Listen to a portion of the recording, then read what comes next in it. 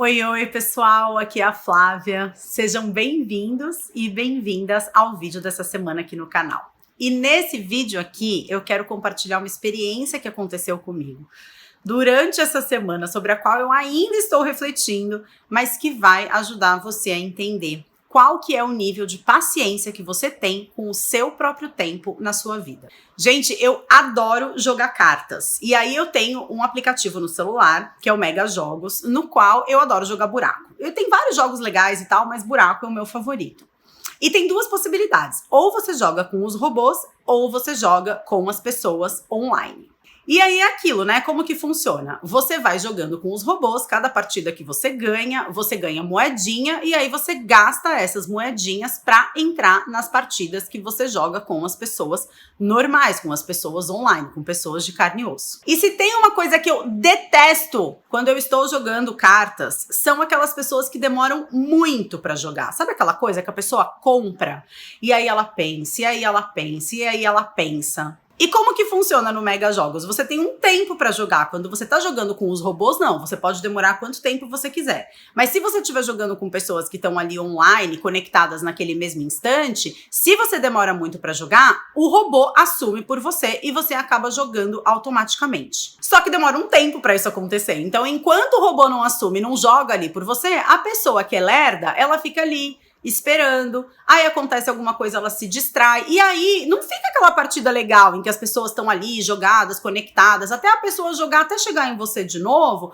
você já se distraiu, você nem sabe mais que cartas que você tem na mão, enfim. Abre parênteses. Eu vejo que eu nunca fui uma pessoa muito ensinada a respeitar o seu próprio tempo.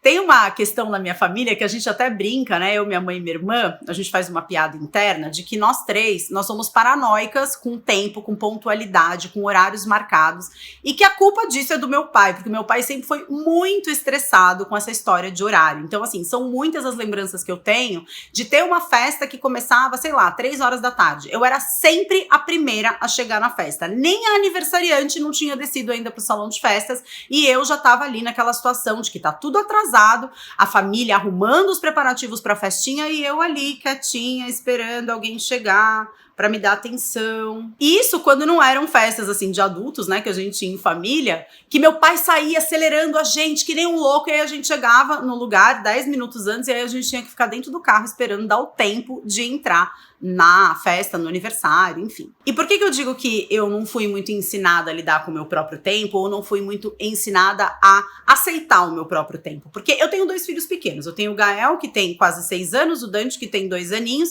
E, gente, para que eu seja pontual em algum compromisso da minha vida no qual as 2 crianças estejam incluídas, só tem um jeito de eu ser pontual, que é sair atropelando o tempo deles. Então, isso já me traz aí uma percepção muito grande de como deve ter sido a minha infância. Deve ter sido sempre na base do grito, porque meu pai não era das pessoas mais calmas, né? Não é das pessoas mais calmas, mas agora que ele tá um pouco mais velho, eu acho que ele aprendeu a sossegar um pouco esse facho dele. E era sempre na base do vamos logo, era sempre na base do você tá lerda, era sempre na base do vamos rápido.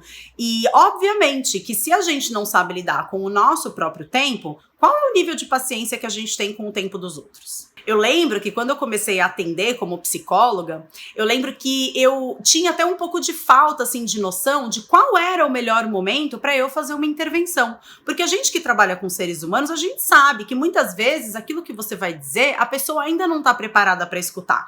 E muitas vezes uma interpretação um pouco precoce, no momento em que a pessoa que está ali diante de você ainda não tem recursos para lidar com aquilo, de 2 uma. Ou é uma verdadeira agressão, porque a pessoa vai se sentir acuada, vai se sentir intimidada e vai resistir àquilo que é dito, ou então são simplesmente palavras ao vento, porque o inconsciente vai proteger essa pessoa e a pessoa não vai dar a menor peteca para aquilo que você tá falando. Sem contar tantas outras coisas, como por exemplo o fato, eu já comentei isso aqui com vocês, de eu ter perdido a minha virgindade com 21 anos, numa relação que depois de muito tempo em terapia eu entendi sendo como um autoestupro, porque nem excitado eu tava, eu queria era resolver logo o problema, porque eu era a última virgem da turma das minhas amigas e eu achava que eu tinha que começar a curtir logo o negócio. Então peguei a primeira pessoa que estava na minha frente e resolvi o problema do jeito que eu achei mais adequado para, vamos passar logo para a próxima fase da vida. Fecha parênteses, isso tudo para ilustrar aqui para vocês que eu não sou uma pessoa lá muito paciente. Eu tenho um pouco de dificuldade com essa coisa de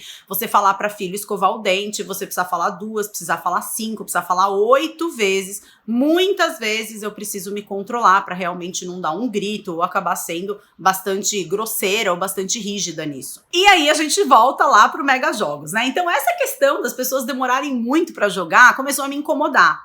E conforme eu fui ganhando moedinhas, eu fui indo para as mesas com um cash mais alto. Então, gente, a moedinha não tem nada a ver com colocar dinheiro não, tá? Você ganha moedinha jogando com robozinho.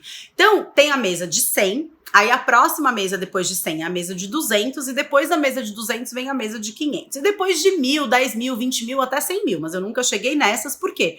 Porque eu vou para a mesa de 500, que é o número máximo de moedinhas que eu consegui ganhar até agora, chego na mesa de 500 e perco o jogo.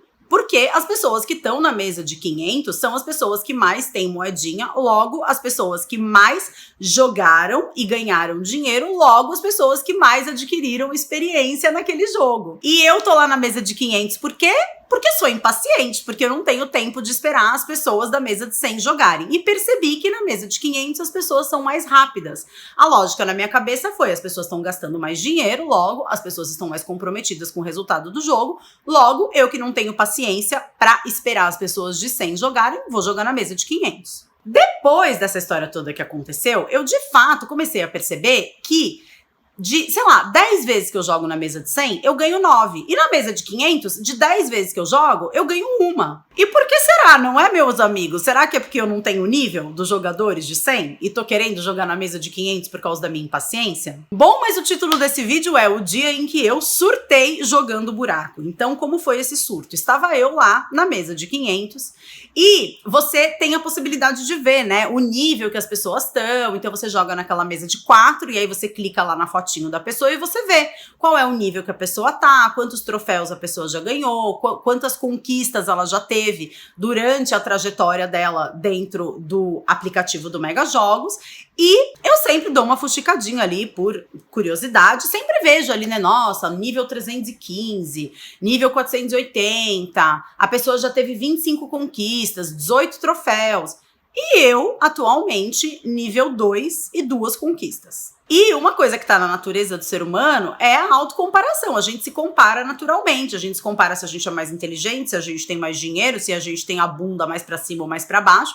Qual é o nível que a gente tem no jogo, se a gente tá com um nível superior ou inferior aos nossos colegas. E no caso, eu era nível 2 jogando com pessoas de nível 500, nível 300, nível 700. Lá estava eu jogando quando, de repente, num jogo que tava meio morno, que é absolutamente natural, me vem o meu parceiro, não era nem o meu adversário, tem um chatzinho na sala, e aí ele coloca assim no chat, pô, nível 2 é sacanagem, né? Se tivesse ficado só por aí, tudo bem. Mas aí ele disse a seguinte frase: quem tem nível 2 tinha que estar na mesa de 100 para aprender a jogar. E depois vir para a mesa de 500 jogar com quem já sabe. Gente, eu não tenho palavras para descrever o que eu comecei a sentir quando o cara começou a dizer isso para mim. E eu, que geralmente tenho uma capacidade muito grande de lidar com situações nas quais eu me sinto ameaçada, me vi respondendo: joga mais e fala menos. Só que aí eu chamei o cara pra briga, né? O cara não parou por aí. E ele começou a me atordoar durante o jogo.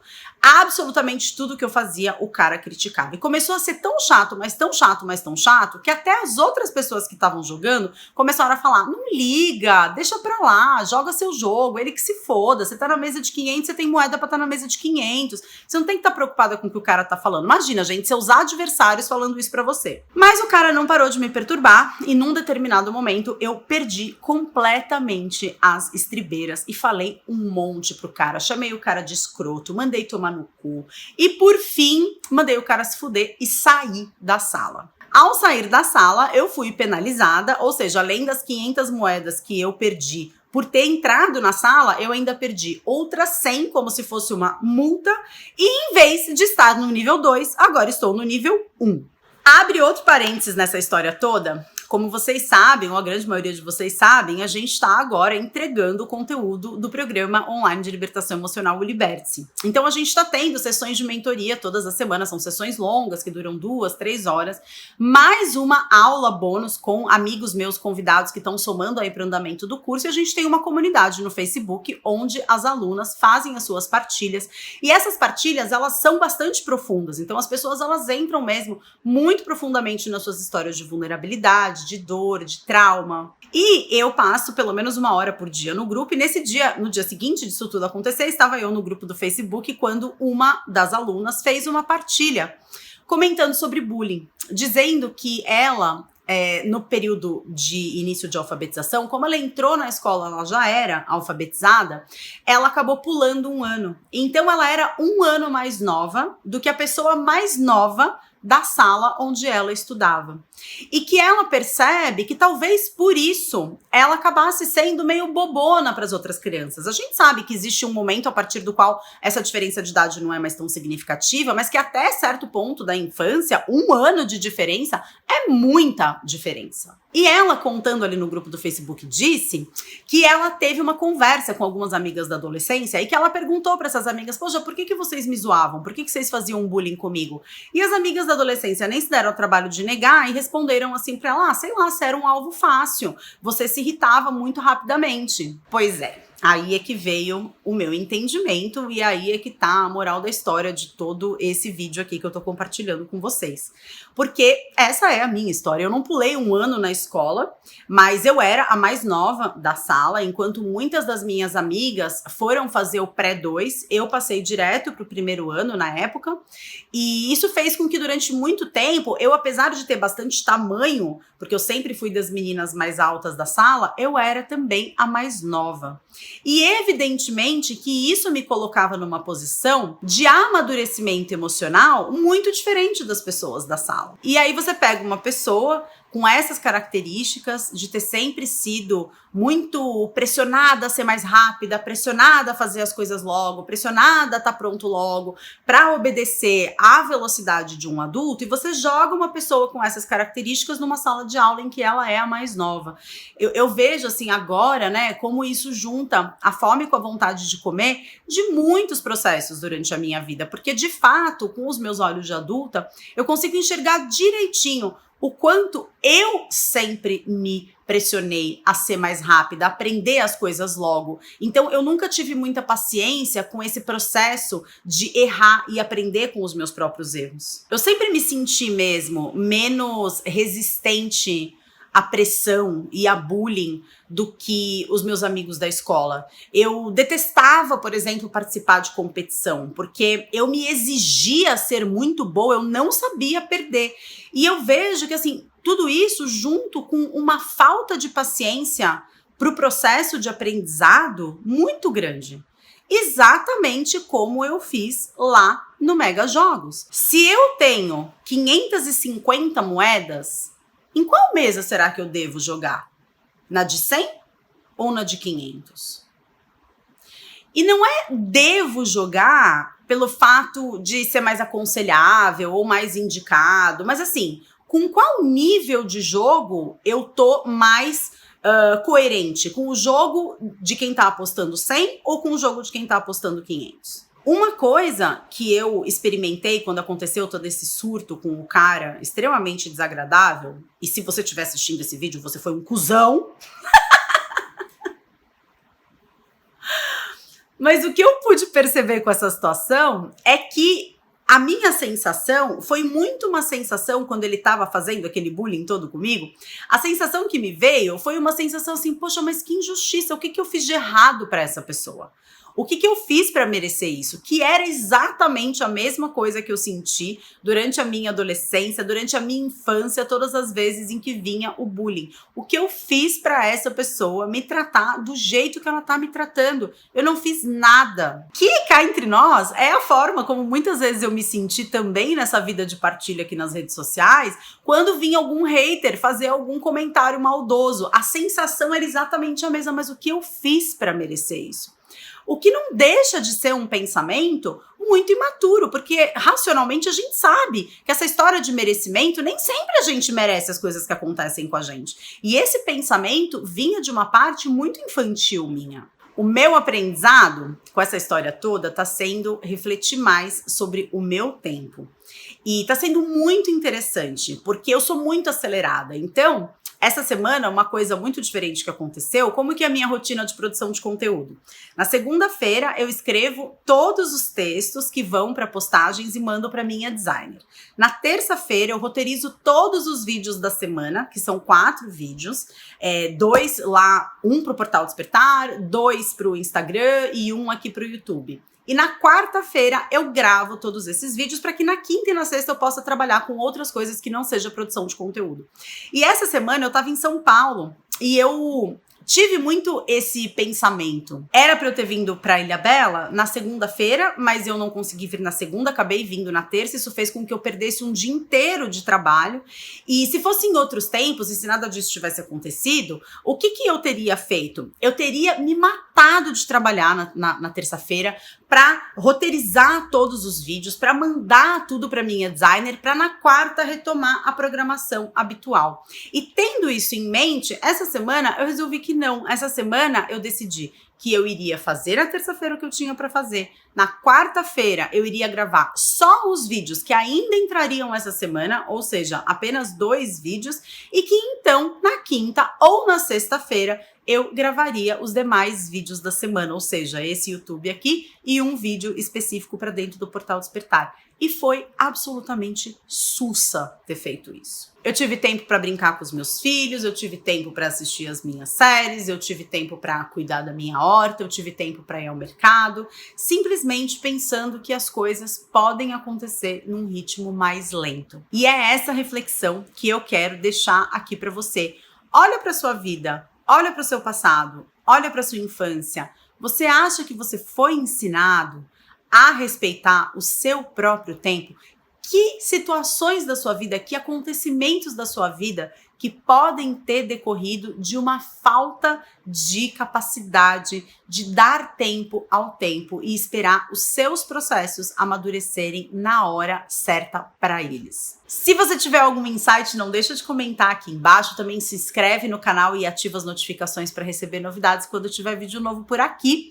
Se você quiser me acompanhar mais de pertinho, tem links úteis aqui embaixo e eu te vejo na semana que vem num novo vídeo aqui no canal. Tá bom? Um grande beijo. Tchau!